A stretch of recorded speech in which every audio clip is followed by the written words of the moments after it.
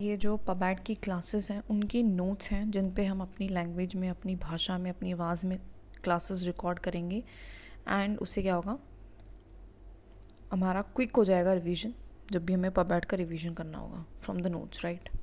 सो शुरुआत करते हैं इसकी फटाक से। तो सबसे पहला है that is topic Woodrow Wilson. Thinker के बारे में पढ़ेंगे। तो बेसिकली थिंकर्स की जो स्टडी है, थिंकर्स जनरली स्टडी किस बारे में किया है, दैट इज़ ऑर्गेनाइजेशन के बारे में किया है कि कैसे ऑर्गेनाइजेशन होती है, कैसे वर्क करती है, कैसे नहीं करती है। बात करूँ वुडरो विल्सन की तो उनको फादर ऑफ पब्लिक एडमिनिस्ट्रेशन कहते हैं। बेसिकली प्रेसिडेंट रहे हैं यूएस के। 1880s में होता क्या है, जो यूएस है उसके एडमिनिस्ट्रेशन काफ़ी पुअर था, वहाँ पे इनएफिशिएंसी थी, मतलब टाइम बहुत ज़्यादा ले रही थी वो, अन इकोनॉमिक था, मतलब कॉस्ट बहुत ज़्यादा आ रही थी, एंड इनइफेक्टिव था, मतलब रिजल्ट भी वैसा नहीं आ रहा था जैसा हम चाह रहे थे। क्यों था? Because of the merit system वहाँ पे नहीं था, एंड वहाँ पे क्या था, स्पॉइल सिस्टम था। ठीक है, स्पॉइल सिस्टम का मतलब क्या होता है कि जो भी प्रेसिडेंट आएगा वो अपने अकॉर्डिंग एडमिनिस्ट्रेशन को चेंज कर देगा पूरा। सो उससे स्टेबिलिटी नहीं थी और स्पॉइल सिस्टम था, मेरिट बेस पे नहीं, अपनी मनमर्जी से एडमिनिस्ट्रेशन पुअर था।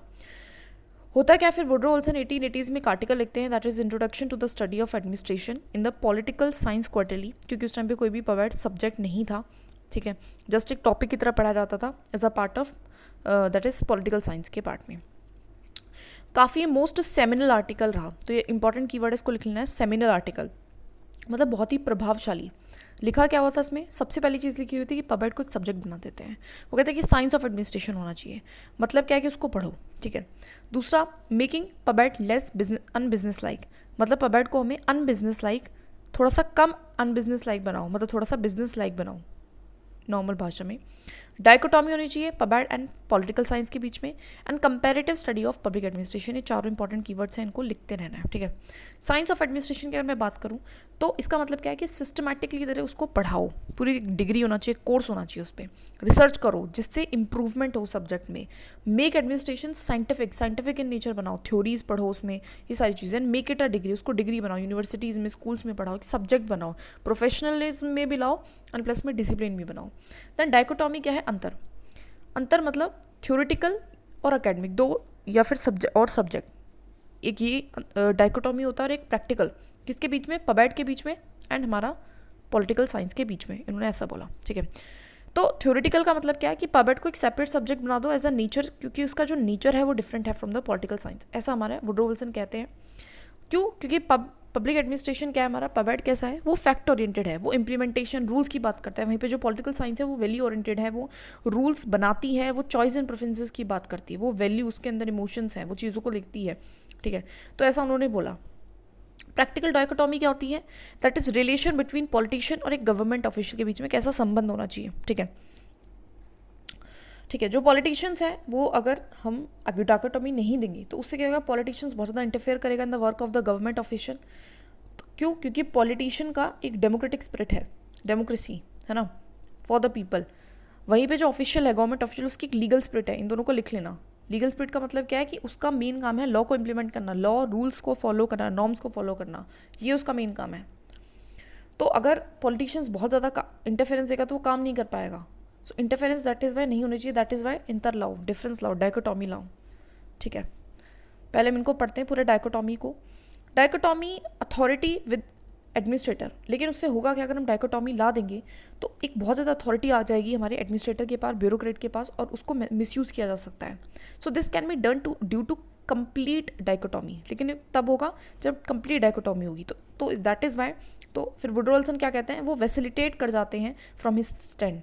वैसिलेट का मतलब है कि पहले तो उन्होंने बोला था कि हाँ भैया इंटरफेरेंस हो रही है, मतलब एकदम अंतर कर दो, दीवार खड़ी कर दो, लेकिन फिर उन्होंने बोला कि नहीं नहीं, दीवार में एक दरवाज़ा दो, मतलब उन्होंने उस स्टैंड से वो थोड़ा सा हट गए और बोला कि देयर शुड बी नो डायकोटॉमी, होनी नहीं चाहिए, क्योंकि इससे क्या होगा, ब्यूरोक्रेसी डोमिनेटिंग बन जाएगी, आर्बिट्रेरीनेस उसके अंदर आ जाएगी, वो सर्व नहीं करेगी लोगों को, वो पर्सनल सर्व करेगी अपने आप को, पर्सनल इंटरेस्ट पे ध्यान देगी।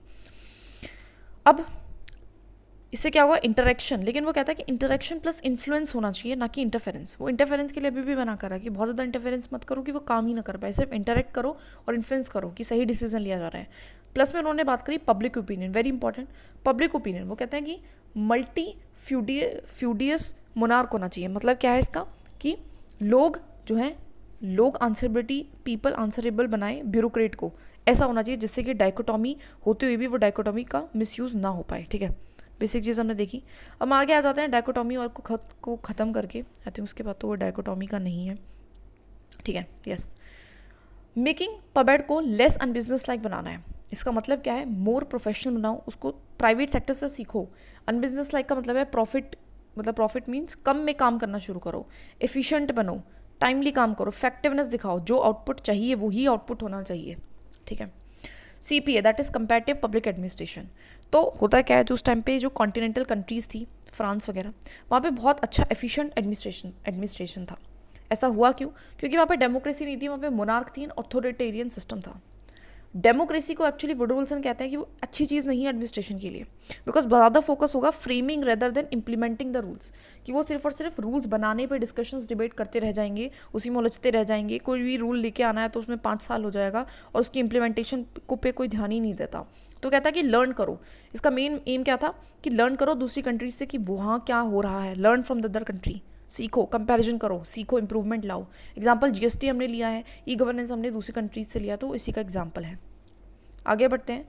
ब्यूरोक्रेसी में basically fact plus value, reality में अगर हम देखा, जैसे उसने बोला था कि सिर्फ फैक्ट होता है ना वुडरो विल्सन ने, लेकिन रियलिटी में फैक्ट भी होता है, वैल्यू भी होता है, कॉन्स्टिट्यूशनल वैल्यूज़ होते हैं, है ना, और लोगों से डील कर रही है तो लोगों के लिए वैल्यूज़ भी होंगे।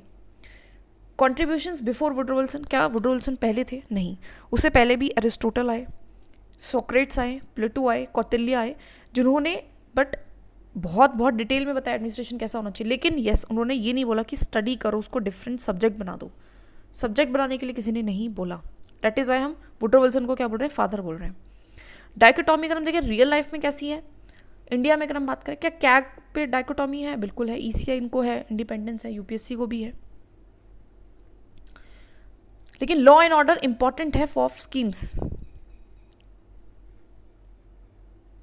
Law and order important, implementation of schemes, इनमें डाइकोटॉमी नहीं है, ठीक है, ठीक है।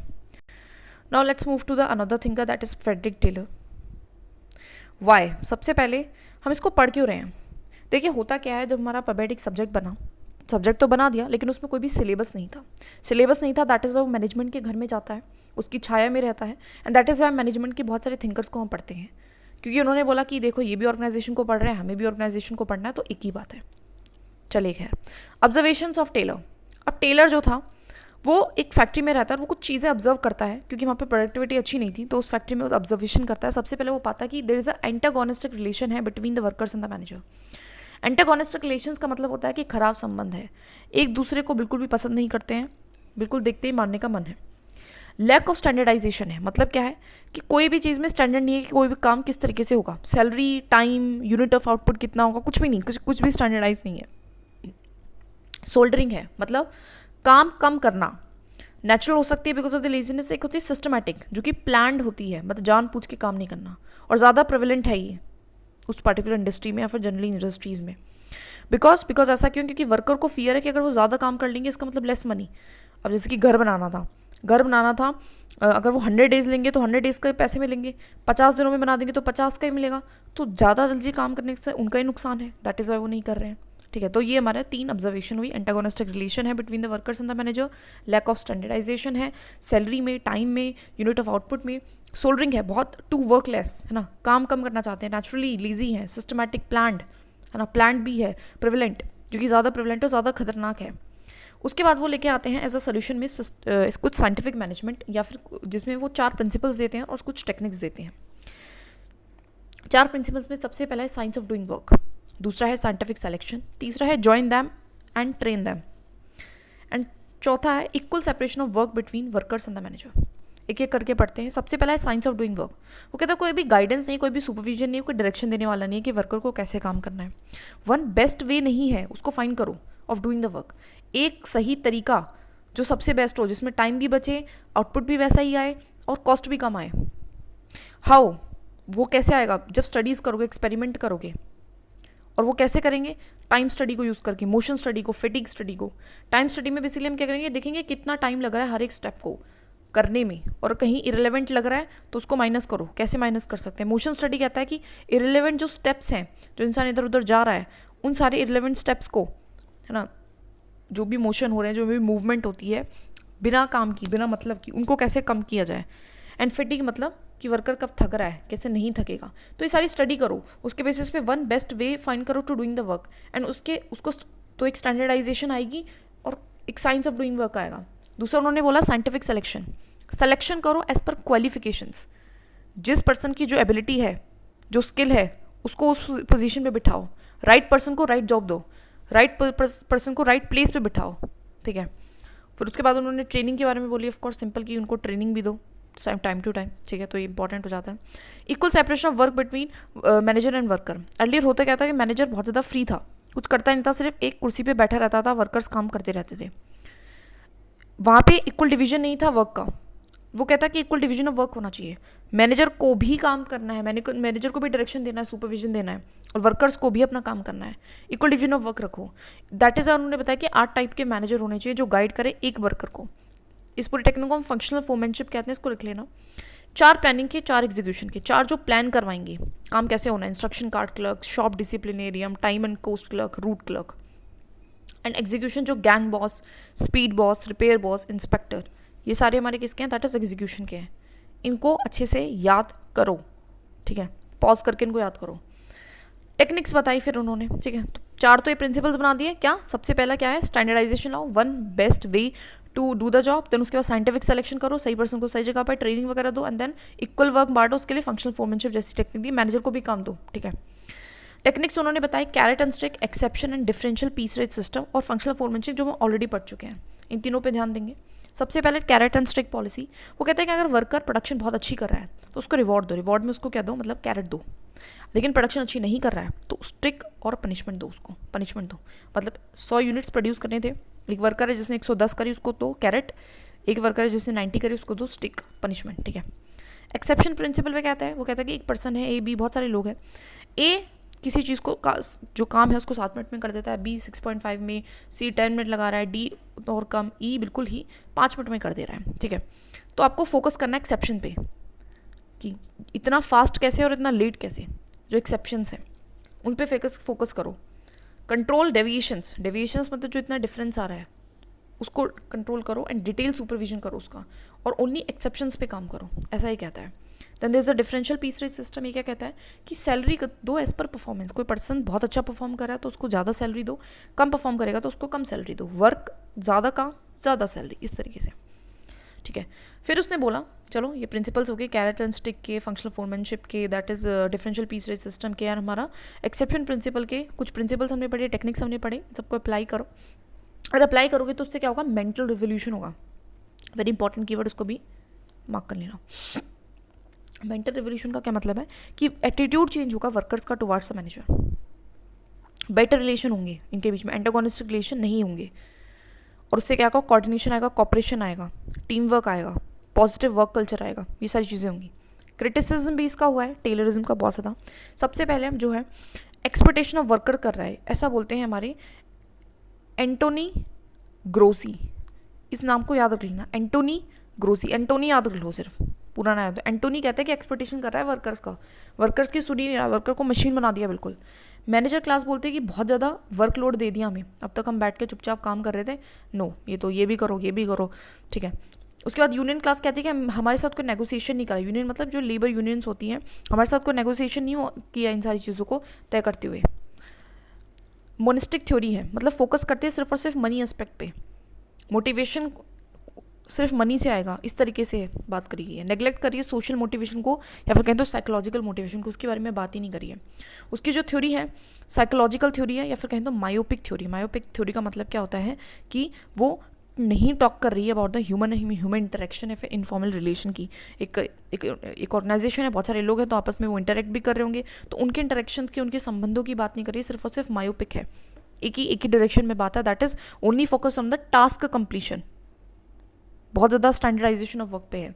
पार्शियल थ्योरी है, ओनली फोकस करती है, हम क्या कह सकते हैं, दैट इज़ पार्शियल थ्योरी है, ओनली फोकस करती है शॉप फ्लोर लेवल पे, कंसिडर नहीं कर रही अपर लेवल को, सिर्फ इस पे ज़्यादा ध्यान है, पार्शियल है, दैट इज़ आधी अधूरी। प्लस में इसको एटोमिस्टिक थ्योरी भी कहते हैं। वर्कर जो है वो ऑपरेट करेगा सिलोज में, worker is not influence by any other worker, ऐसा ये मान के चल रही है। एटमोनिस्टिक क्या है, एटोमिस्टिक, इन सारे कीवर्ड्स को लिखने रहना है। एटोमिस्टिक थ्योरी है, पार्शियल थ्योरी है ना, मायोपिक थ्योरी है और मोनिस्टिक थ्योरी है। इन सारे वर्ड्स को लिखते रहना है। यूएसएसआर ने भी काफ़ी क्रिटिसाइज़ करा इसको, because maximum as a country सबसे ज़्यादा, ठीक है। और फंक्शनल फोरमैनशिप आपको पता है उससे कन्फ्यूजन होगा, विद इन कॉन्फ्लिक्ट भी राइज हो सकते हैं ड्यू टू कन्फ्यूजन, कि अगर एक वर्कर को 2 मैनेजर ने बोल दिया और वो बोले कि मैं किसकी बात मानूं, वो आपस में लड़ने लगे कि वो मेरी मानेगा, इस तरीके से।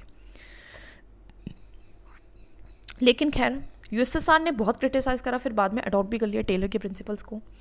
रेलिवेंट आज भी है बट एक मॉडिफाइड मैनर में, जिसको हम कहते हैं नियो टेलरिज्म, ठीक है। क्या कहते हैं? नियो टेलरिज्म, इसको लिख लेना। दैट इज पहले स्टैंडर्ड ऑफ वर्क था, अभी भी है। डिवीजन ऑफ वर्क था, अभी भी है। कंट्रोल एंड स्ट्रिक्ट पॉलिसी थी, वो भी है। लेकिन अब हमने ह्यूमन एलिमेंट्स को जोड़ दिया, टीम वर्क को जोड़ दिया, है ना। हमने ह्यूमन रिलेशंस, बिहेवियर रिलेशन से जो चीज़ें सीखी थी, है ना, पार्टिसिपेटिव उसको बना दिया, वर्क कल्चर को अच्छा बना दिया, पॉजिटिव बना दिया, इनफॉर्मल ऑर्गेनाइजेशन को भी इंपॉर्टेंस दी। तो अब हम वो आ गया है न्यू टेलरिज्म में। खैर इन 100 years implementation of the Taylorism modification काफ़ी हुई है ऑफ कोर्स। कोई और साइंटिफिक मैनेजमेंट थिंकर्स रहे हैं क्या? बिल्कुल रहे हैं। मॉरिस एल कोकी, ठीक है, Morris L Cooke, Frank B Gilbreth, Carl G Barth, इन तीनों के नाम को याद रखना है as a scientific management thinkers, और लिख लेना है 2 बार, ठीक है। क्या करेक्टरिस्टिक्स रहे वैसे साइंटिफिक मैनेजमेंट की अगर हम बात करें? So science not rule of thumb नहीं है, हार्मनी लॉ एंड कॉपरेशन रखो, मैक्सिमम आउटपुट हमें अचीव करना है, development of each man and his greatest efficiency and prosperity, मतलब हर इंसान की ग्रोथ हो, सिर्फ कंपनी की ग्रोथ हो, प्रोडक्टिविटी बढ़े, ऐसा नहीं, हर इंसान की ग्रोथ हो, ठीक है। Science not rule of thumb है, हार्मनी एंड कॉपरेशन है, मैक्सिमम आउटपुट है, development of each man and his greatest efficiency and prosperity है, ठीक है। आगे हम बात करते हैं इस जो हमारी नेक्स्ट क्लास रही उसमें हमने बेसिकली बात करी कि डिफरेंट स्कूल्स कौन कौन से थे, क्लासिकल थिंकर कौन से हैं, ह्यूमन रिलेशन कौन से हैं, बिहेवियरल कौन से हैं, कंटिजेंसी कौन सी है, सिस्टम अप्रोच कौन सी है, इन सबको हम देखते चलेंगे। सो देखिए पर्पस जो जितनी भी स्कूल्स का रहा वो था कि ऑर्गेनाइजेशन की ऑफकोर्स प्रोडक्टिविटी को बढ़ाना है। थॉट आर्ट्स में बेसिकली 1900 में एक पॉजिटिविज्म आता है। पॉजिटिविज्म का मतलब होता है to make the subject science. इसी पॉजिटिविज्म से इन्फ्लुएंस होते हैं और जो डिफरेंट दैट इज थिंकर्स होते हैं और वो प्रिंसिपल्स देते हैं, वो थ्योरीज देते हैं, ठीक है। और ये जो पॉजिटिविज्म है वो आज भी इम्पैक्ट कर रहा है। यस थ्योरीज आज भी आ रही हैं, रिसर्च हो रहा है, जैसे कि मिनो बुक कॉन्फ्रेंस है, आज भी इस पर रिसर्च चलता जा रहा है, ठीक है। तो रिसर्च होना है ना, थ्योरीज देना, इसको हम कहते हैं दैट इज पॉजिटिविज्म, और उसने काफ़ी इन्फ्लुएंस करा, ठीक है। आगे बढ़ते हैं हम। सबसे पहले दैट इज ये, इसको हम कहते हैं, देखो जब भी न्यू थॉट इमर्ज होती है तो उसको हम कहते हैं पैराडिग्म शिफ्ट, ठीक है। बात करते हैं क्लासिकल की। जो क्लासिकल हैं वो सबसे पहले बने, उन्होंने ऑर्गेनाइजेशन के बारे में बताया, 1920s तक ये रहे। इनको काफ़ी criticize of course human relations बाकी स्कूल्स करेंगे। इन्होंने बेसिकली ऑर्गेनाइजेशन को क्या डिफाइन करा, उन्होंने बोला कि ऑर्गेनाइजेशन क्या एक स्ट्रक्चर है, मतलब वर्क को बस बांट दिया, उसको एक ढांचा बोला बस, ठीक है। फिर ह्यूमन रिलेशन आते हैं, फिर behavioural, then system and contingency. Human relation बोलते हैं कि ऑर्गेनाइजेशन क्या है, एक सोशल सिस्टम है या सोशल प्रोसेस है ना, उसमें लोग भी हैं, उसको भी लिखो। एंड देन बिहेवियरल ने बोला कि ऑर्गेनाइजेशन सोशल साइकोलॉजिकल सिस्टम है, मतलब सिर्फ लोग हैं उसको समझना काफ़ी नहीं है, उनके बिहेवियर को भी समझो। देन सिस्टम अप्रोच ने बोला कि ऑर्गेनाइजेशन एम्बेडेड इन एनवायरनमेंट में है, मतलब जो एक ऑर्गेनाइजेशन है वो काम करती है अपनी इन्वायरमेंट में, उसके आसपास का इन्वायरमेंट भी रहता है। एंड कंटिजेंसी अप्रोच ने बोला कि इन्वायरमेंट तो है लेकिन इन्वायरमेंट कैसा है, डायनेमिक इन्वायरमेंट है, ठीक है। तो इसने क्या बोला था कि इन्वायरमेंट है, इन्वायरमेंट को भी देखो, इन्वायरमेंट को भी इन्वॉल्व करो, लेकिन इसने बोला कि डायनेमिक इन्वायरमेंट को देखो, ठीक है। उसके बाद अगर बात करें फोकस, तो इसका मेन फोकस था टू मेक द पबैट को साइंस बनाने में। इसका मेन फोकस था साइंस बनाने में नहीं, इंडिविजुअल इनफॉर्मल ऑर्गेनाइजेशन या फिर पार्टिसिपेशन के ऊपर था कि लोग कैसे पार्टिसिपेट करें, जो भी प्रॉब्लम्स थी उसको थोड़ा बहुत सॉल्व करा। एंड इसके बाद इसका जो मेन फोकस था that is dynamic aspect within the organization, this is decision making, leadership, motivation. उन्होंने और ज़्यादा बारीकी से ह्यूमन के साइकोलॉजिकल जो चीज़ें थी, डिसीजन कैसे लेना है, लीडर कैसे होना चाहिए, ऑर्डर कैसे देना चाहिए, मोटिवेशन कैसे आएगी, इन सारी चीज़ों पर बात करें, कम्युनिकेशन कैसे होना चाहिए। एंड देन सिस्टम अप्रोच का मेन फोकस था कि कैसे हम एनवायरनमेंट को अंडरस्टैंड करें, और उसका मेन फोकस था हम कैसे अंडरस्टैंड करें डायनामिक एनवायरनमेंट को, कैसे हम उसके संग जो है साथ साथ चलें। ये इंपॉर्टेंट है, मैंने लिखा नहीं है, देख लेना, ठीक है। अब इसमें वही थिंकर्स हैं, टेलर है, हेनरी फॉल है, मैक्स वेबर है, वुडरो विल्सन है, लुथर गुलिक है, मोनी रेले है, ठीक है। यहाँ पे हमारा MP फॉलेट है, ठीक है, MP Follett and Elton Mayo है, स्पेलिंग गलत है, इसको ठीक कर लेना। And then there is a Herbert Simon, ठीक है, Chester Barnard, Herzberg, Rensis, Likert, Argyris, Gregor and Ibrahim Maslow. ये हमारे किस में है, बिहेवियरल में है। सिस्टम अप्रोच में आता है Fredericks, Robert hall and John galls, ठीक है, इनको थोड़ा सा याद रख लेना है, Fredericks, Robert hall and John galls. इसमें आते हैं हमारे बर्नसन Stockal, वेरेन बेनेस, James Thomson and एल्फिन Toffler. At least दो तो याद रखो, एटलीस्ट दो याद रखो, राइट, दो तीन सबके याद होने चाहिए। मेन क्या इसने प्रिंसिपल्स दिए, यस, किसके बेसिस पे, पॉजिटिविज्म के बेसिस पे इसने दिए, नहीं, क्या इसने दिए, यस, लेकिन लॉजिकल पॉजिटिविज्म को यूज़ करके, मतलब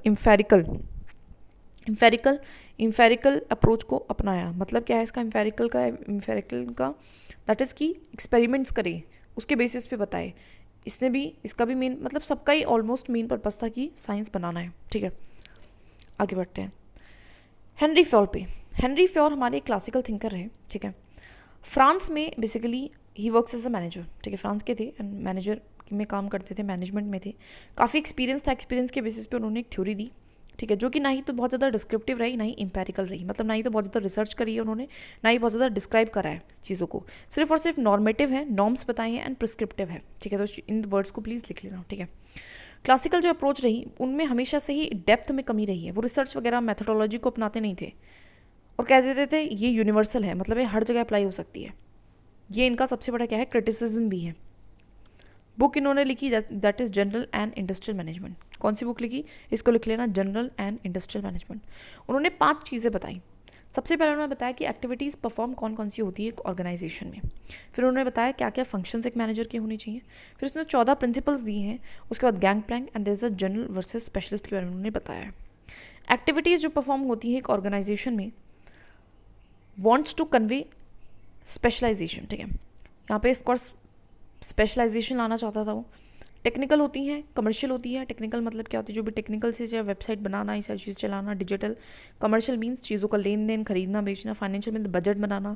अकाउंटिंग का मतलब है दैट इज़ चीज़ों को, जो भी पैसा कितना खर्च हुआ है उसके अकाउंट्स बनाना। सिक्योरिटी मीन्स चीज़ों को सिक्योर रखना है। मैनेजरल मीन्स मैनेज करना इन सारे फंक्शंस को, ठीक है। फंक्शंस क्या होते हैं किसी मैनेजर के, उन्होंने बताया POCC की फॉर्म में। P फॉर प्लानिंग, वो कहते हैं कि डिसाइड करो अबाउट द गोल एंड फिर अनरिवील कर दो पाथ कि कैसे हम उस गोल तक पहुंचेंगे। फिर उन्होंने बताया ऑर्गेनाइजिंग, मतलब क्या है, मैन मनी एंड मटेरियल को हमें इकट्ठा करना है, ऑर्गेनाइज करना है। तो उन्होंने बताया कमांड, प्लान कर लिया, चीज़ें आपके पास है, अब आपको कमांड डायरेक्शंस देनी पड़ेगी जो थोड़ा काम हो। And then cooperation and coordination आपको लाना पड़ेगा। कोऑर्डिनेशन जनरली एक टेक्निकल फिनोमिना है, वहीं पे कॉपरेशन एक सोशल फिनोमिना है, दोनों एक ही बात है ऑलमोस्ट। कोऑर्डिनेशन लाना पड़ेगा। उसके बाद कंट्रोल करना पड़ेगा। एज अ मैनेजर के पास अथॉरिटी होती है कि रिस्पॉन्सिबिलिटी है तो उसको फुलफिल करना है, तो कंट्रोल भी रखना पड़ता है सबॉर्डिनेट्स पे और इंश्योर करना पड़ता है। कंट्रोल का मतलब क्या है कि इंश्योर करो अकाउंटेबिलिटी एंड आंसरेबिलिटी। मैंने तुम्हें एक काम दिया था, ये मैनेजर है तो बोल रहा है मैंने तुम्हें एक काम दिया था, क्या वो हुआ नहीं हुआ, this is called control, this is called reporting एक तरीके से, ठीक है। 14 प्रिंसिपल्स हेनरी फ्योल ने क्या दिए। सबसे पहले डिवीजन ऑफ लेबर, कहते हैं डिफरेंट पीपल को रखो डिफरेंट वर्क जॉब पे जिससे स्पेशलाइजेशन आए, है ना। एक बंदा सारे काम नहीं कर सकता तो डिवीजन करो एंड प्रॉपर डिवीजन करो कि किसका क्या काम है उसको पता होना चाहिए। तो उन्होंने बोला अथॉरिटी एंड रिस्पॉन्सिबिलिटी पे। अथॉरिटी के लिए वो बोलते हैं to get the work done, काम को करना। एंड रिस्पॉन्सिबिलिटी के लिए वो बोलते हैं कि गोज हैंड इन हैंड, चीज़ें हमारी साथ साथ चलती हैं। अथॉरिटी एंड रिस्पॉन्सिबिलिटी, ऐसा होगा अगर अथॉरिटी कम है रिस्पॉन्सिबिलिटी ज़्यादा है तो वो काम नहीं कर पाएगा, और अगर अथॉरिटी ज़्यादा है रिस्पॉन्सिबिलिटी कम है तो वो क्या हो जाएगा, वो आर्बिट्ररी तरीके से काम करेगा और तब भी वो काम नहीं करेगा। तो दोनों को हाथ में रखो, दोनों को बैलेंस में रखो, ठीक है।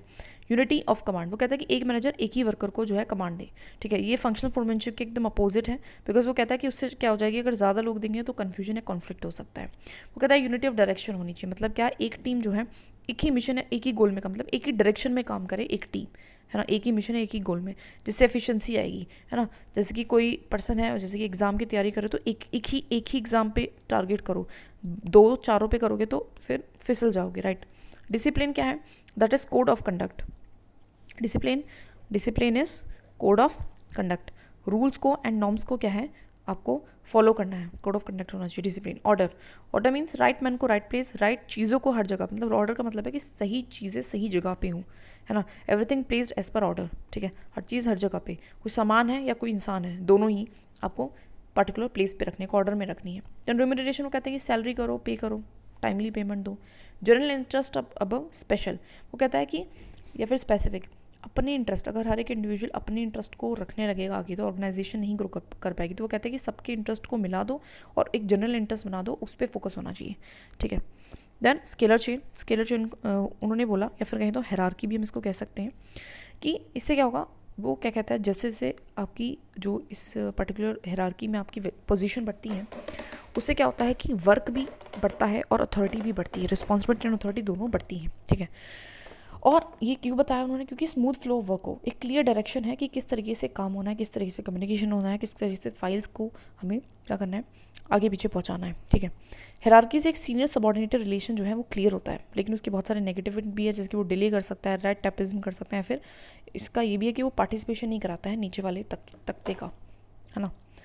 देन देयर इज इक्विटी की बात करें, इक्वलिटी होनी चाहिए, समान equal pay for equal work होना चाहिए, मतलब वही इनिशिएटिव, हमारे कॉन्स्टिट्यूशन में भी इनिशिएटिव। उन्होंने बोला कि थिंक क्रिएटिव, हमें क्रिएटिव सोचना है, टेक सोल्यूशन, उस पर सोल्यूशन लेना है।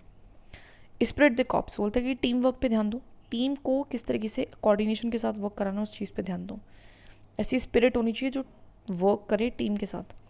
Stability of tenure, fast transfer मत करो, बार बार हटाते जाओगे तो उससे क्या होगा, ना ही तो इंसान कुछ सीखेगा, ना ही आपकी खुद की ऑर्गेनाइजेशन में स्टेबिलिटी रहेगी।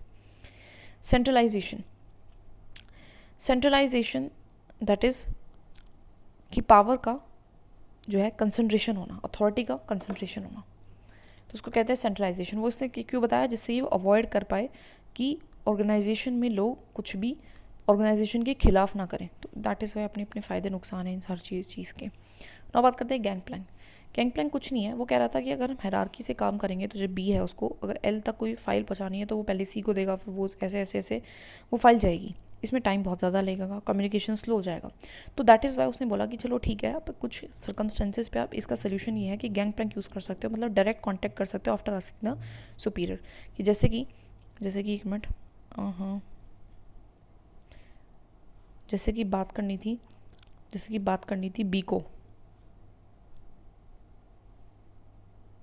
को बात करनी थी, दैट इज़ एल सी। तो उसने क्या करा, अपनी सी से पूछा और इसने के से पूछा और उन्होंने आपस में बात कर ली, कम्युनिकेशन कर लिया, तो दैट इज़ गैंग प्लान। लेकिन ये क्या कहता है कि सर्कमस्टेंसेज में यूज़ करो, हर बार यूज़ करने की ज़रूरत नहीं है।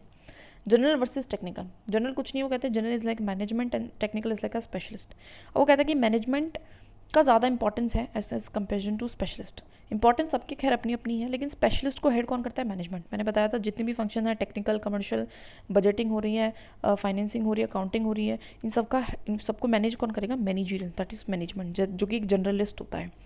सेम IAS ऊपर रहेगा बाकी किसी भी स्पेशलिस्ट के, ठीक है, बेसिक चीज़ें।